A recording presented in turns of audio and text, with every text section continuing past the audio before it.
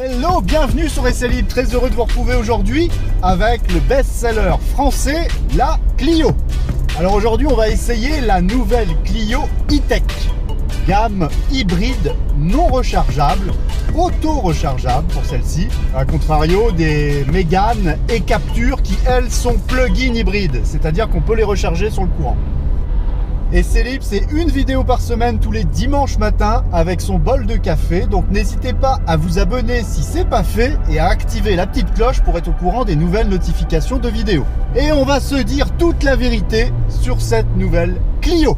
Alors enfin Renault est venu à de l'hybridation. Ils n'étaient pas fans de l'hybridation parce qu'ils ont sorti tout de suite des moteurs électriques, mais ils ont été obligés d'y venir avec les nouvelles normes. Et dans cette Clio, on ne pouvait pas avoir la technologie plug-in hybride, donc ils ont été obligés de réfléchir à cette solution sans embrayage avec une boîte à crabot qui veut dire qu'il n'y a pas de synchronisation et du coup c'est le moteur électrique qui l'aide à faire ça.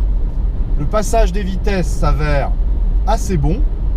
Par contre, si je passe en mode sport, là la boîte peut être amenée à plus réfléchir. Elle peut rester en sur-régime. Vous voyez, là, elle descend un rapport dès que j'effleure l'accélérateur. Elle descend trop vite un rapport. Alors que j'ai pas besoin de tant de puissance que ça. Donc ça fait du bruit. Le moteur reste un petit peu sonore quand même. Hein. Vous voyez, comme ça par exemple. C'est une microseconde, mais c'est pas très agréable. En MySense, on a moins cette problématique. Si j'accélère, ça rétrograde pas trop vite. Vous voyez. C'est vraiment, on le ressent beaucoup en mode sport. Le moteur thermique 91 chevaux, deux moteurs électriques, 48 chevaux et 20 chevaux, 140 chevaux au total. Et quand on a besoin, eh ben ça fonctionne plutôt pas mal. Elle est réactive, cette Clio, c'est la plus puissante de la gamme aujourd'hui. La boîte de vitesse est bien meilleure que ce qui est proposé chez Toyota sur les modèles hybrides, où ça patine un peu dès que vous prenez une côte, ça hurle. Alors que là, on n'a pas ce problème. La boîte est mieux travaillée sur ce modèle hybride. 186 km/h et 0 à 100 en 9 secondes 9, c'est vraiment pas mal.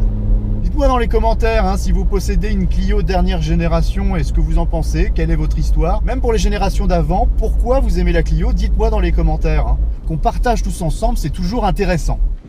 Allez, on va se mettre en mode sport. Une petite montée en régime à 80 en mode sport. C'est parti.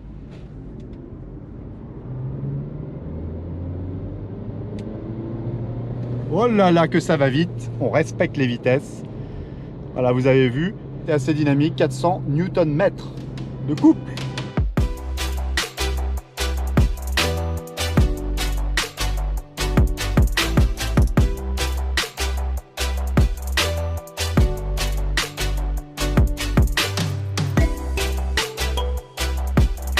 Un petit arrêt au stand pour découvrir cette Clio E-Tech de l'extérieur. Déjà par la face avant, ce qui distingue ces Clio E-Tech, eh ben, c'est tout ce qui est liseré bleu. On a plusieurs touches de bleu qui indiquent quand même aux pompiers, qu'il s'agit d'un véhicule électrique. C'est aussi fait pour la sécurité. Comme c'est une version première édition, elle est équipée également de quelques petits stickers à droite à gauche, qui est de plus ou moins bon goût. Personnellement, j'en suis pas très fan parce qu'on en retrouve un petit peu partout sur la voiture. Vous voyez, sur Louis Factice ici, on a un autocollant, la Clio E-Tech, où on précise bien que le 1,2 kW de la batterie en termes de capacité. On a les stickers sur les bas de caisse également, même jusque sur la jante. Sinon, pour le reste, on est sur le design classique de la dernière Clio. En termes de pneumatique, on est chaussé en EcoContact 6. Dans une taille 195-55 R16. Voilà, on a limité les grandes tailles sur cette auto. 16 pouces, c'est déjà pas si mal. parce qu'aujourd'hui c'est quand même l'inflation des tailles sur les pneumatiques. Mais là, comme on a affaire à une voiture hybride, bah, c'est pas plus mal. La dernière Clio a évolué en douceur entre la précédente génération et celle-ci. Il n'y a pas grand-chose qui la distingue, mais les petites choses qui ont été apportées, c'est vraiment du plus.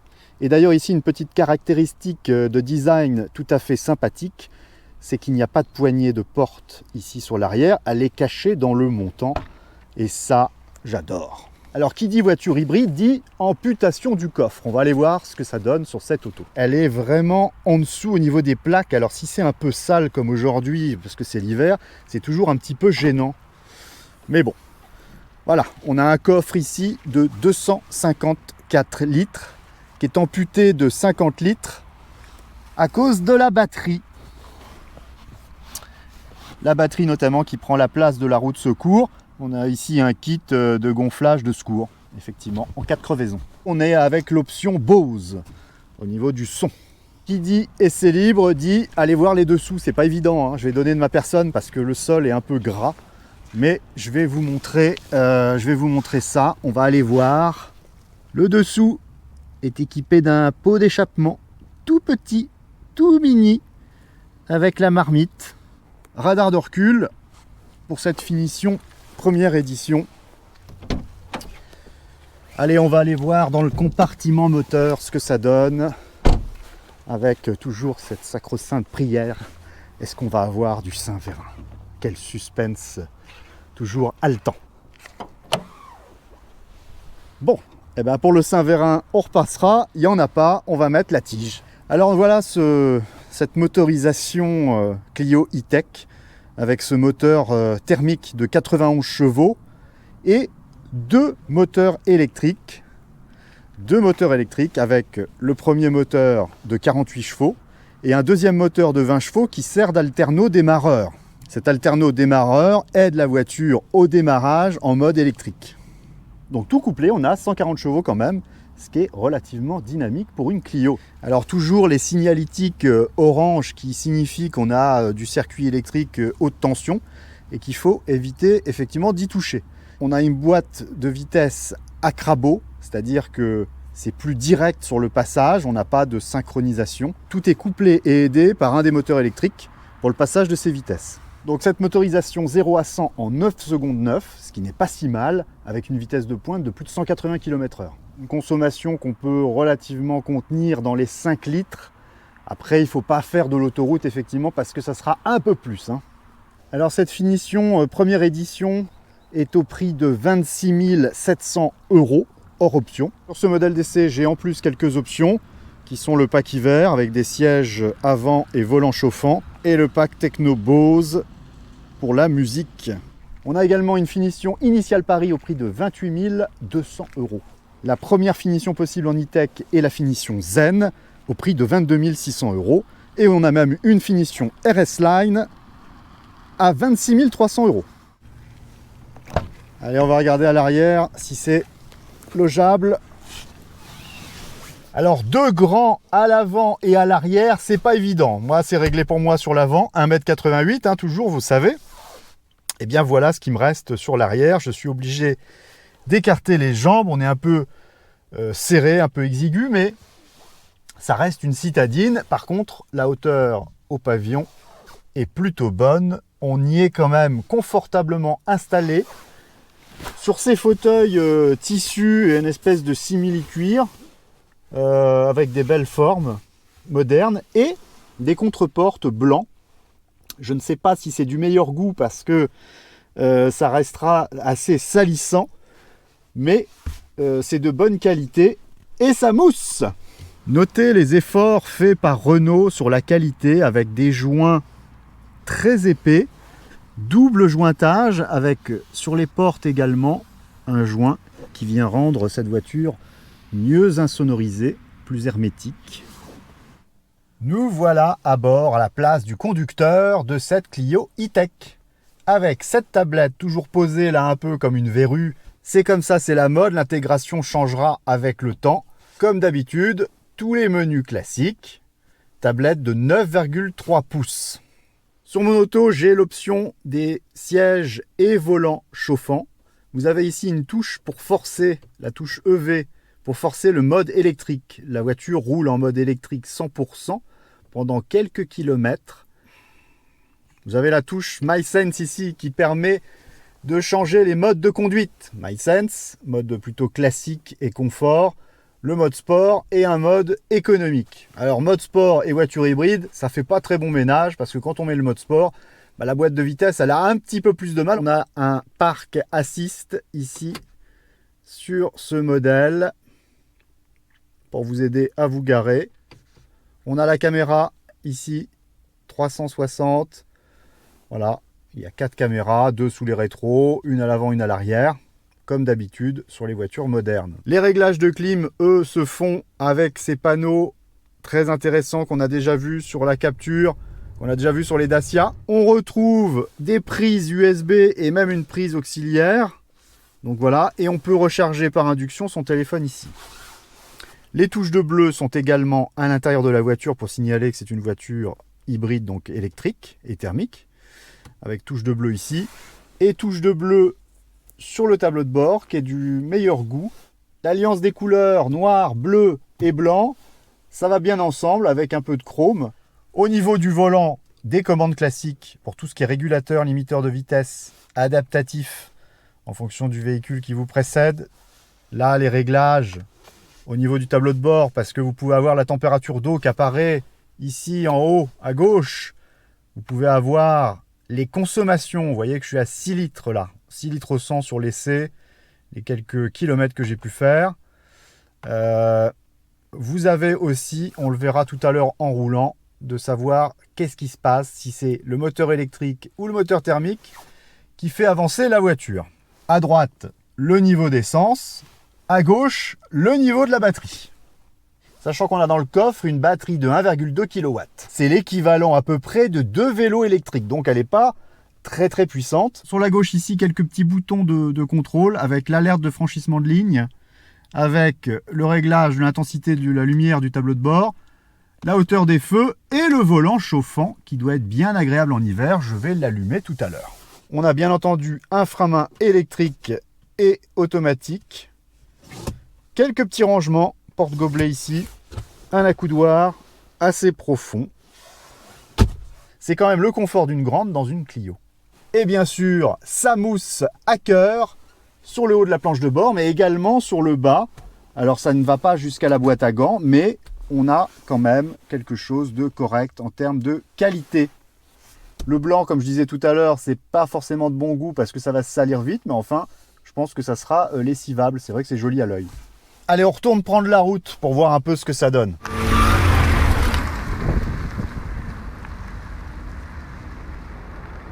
On voit bien les signes ici parce que j'ai mis ce mode. Là, on voit que c'est que la batterie électrique qui fait avancer la voiture, vous voyez. Si on accélère trop fort, on voit que le moteur thermique s'allume également et les deux moteurs électriques et thermiques marchent ensemble pour atteindre les 140 chevaux et les 400 Nm de couple. Si je mets sur B le mode de recharge maximisé, eh bien la voiture, on sent qu'elle a plus de mal à accélérer. La voiture est comme un petit peu freinée. C'est une recharge maximisée. Donc si on accélère et qu'on relâche l'accélérateur, la voiture freine toute seule, vous voyez. On peut conduire dans ce mode sans toucher la pédale de frein. Si on anticipe bien les actions, c'est-à-dire on peut ralentir bien en amont d'un rond-point, la voiture va freiner toute seule, on peut le prendre sans freiner et ça recharge la batterie. L'allumage ou l'extinction du moteur thermique se passe sans effet. On n'a pas de secousse, rien du tout, c'est très bien fait, c'est très bien géré. Lorsqu'on a des fortes décélérations, la batterie remonte assez vite, hein. C'est quelque chose d'assez rapide, l'auto-recharge. C'est un peu plus cher qu'une Toyota Yaris ou qu'une Honda Jazz, mais enfin, elle est quand même pétrie de qualité, cette Clio E-Tech. Notamment dans sa boîte de vitesse qui est bien meilleure que chez Toyota. Hein. Sur la route, c'est confortable. On a un amortissement prévenant, on a une assise globalement confortable avec ses fauteuils tissus. C'est pas des sièges baquets, mais c'est pas une voiture de sport. On a une sensation de toucher de route qui est pas la meilleure du marché, mais elle a le mérite d'être assez réactive quand même. Ça doit être une direction à assistance électrique. On a sur cette auto encore quelques bruits d'air. Ça n'est pas comme dans le Capture, mais il y a quelques petits bruits parasites d'air, je le sens. Il n'y a pas de vent pourtant. Je pense que ça doit venir des rétroviseurs ou de l'aérodynamisme de la voiture. Alors bien entendu, on a les régulateurs limiteurs de vitesse. Ici, très facile à mettre en œuvre. Il est adaptatif en fonction de qui vous précède aussi. On a tout le confort moderne. Quelque chose que je trouve un petit peu encombrant à l'œil, c'est ici le détecteur qui est assez conséquent au niveau du rétroviseur. Étonnant qu'il soit si imposant, mais bon, on s'y fait quand même. Je viens de faire entre 40 et 50 km à peu près entre 70 et 80 km/h. Ma consommation est de 5 litres 1. Donc effectivement, ça confirme bien que la voiture est économe sur trajet avec des routes départementales nationales. Je vous ai dit en mode sport, effectivement la boîte cafouille un peu parfois, ça peut arriver en mode MySense aussi, mais c'est bien plus rare et c'est pas si gênant que ça. À ceux qui pensent utiliser souvent le mode 100% électrique, eh bien ils se trompent parce qu'il n'est pas évident à mettre en route. Il ne marche que si la batterie est vraiment chargée ici à gauche et que si on est en dessous de 50 km/h. Là, vous voyez, il ne marche même pas. Parce que je suis peut-être en hiver et qu'il fait 2 degrés, il faut que la voiture chauffe. Normalement, si la batterie est chargée, il s'allume en dessous de 50 km/h. J'ai lu pour autant qu'il pouvait fonctionner jusqu'à 75 km/h. Moi, je ne l'ai pas constaté. Je le rallume pour voir. J'accélère. Accélère. Voilà, 54, 56. Et il s'est coupé. Donc ça dépend aussi certainement de l'accélération. Ce que je ne peux pas vous tester là dans cet essai sur ces quelques kilomètres, eh bien c'est la fiabilité de la voiture. Il faudra voir dans le temps ce que ça vaut en termes de fiabilité. Entre la boîte à crabot, les moteurs électriques et le moteur thermique, c'est sûr qu'il y a plus de chances d'avoir des pannes. Les batteries sont garanties, mais avec le temps, leur capacité s'amoindrit. C'est normal. Dans toutes les voitures électriques, il y a ça. Alors la vérité, c'est quoi? La vérité, c'est qu'elle a tout d'une grande. Elle est quand même relativement confortable. On ne se sent pas à bord d'une citadine 4,05 m de long. On a l'impression d'être dans le gabarit du dessus. Et elle donne beaucoup d'options avec ce modèle première édition où on a tout le confort d'une grande en fait. Elle est réellement économe, à condition de rouler en ville ou sur départementale nationale. Parce que sur autoroute, ça sera une autre paire de manches. Alors que vous dire pour conclure? Je vais vous dire que c'est une bonne auto estampillée essai libre. Renault fait une entrée fracassante dans les modèles hybrides. Eux qui ont été toujours précurseurs sur les voitures électriques, eh bien ils sont pas mal sur la solution hybride. Si vous faites des trajets urbains, périurbains, sur national, départemental, ça reste une voiture intéressante. Si vous avez aimé cette petite vidéo, n'hésitez pas, un pouce bleu dans ce sens-là. Nouvelle vidéo une fois par semaine sur Essai Libre avec le bol de café le dimanche matin. Donc n'hésitez pas à vous abonner si ce n'est pas fait, avec la petite cloche. Instagram essaylibre.fr pour voir mes avant-premières. Et je vous dis à très bientôt pour de nouvelles aventures. Ciao!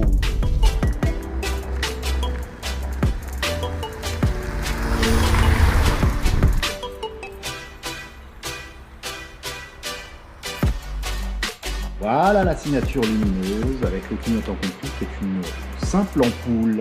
Pour le reste, c'est du LED.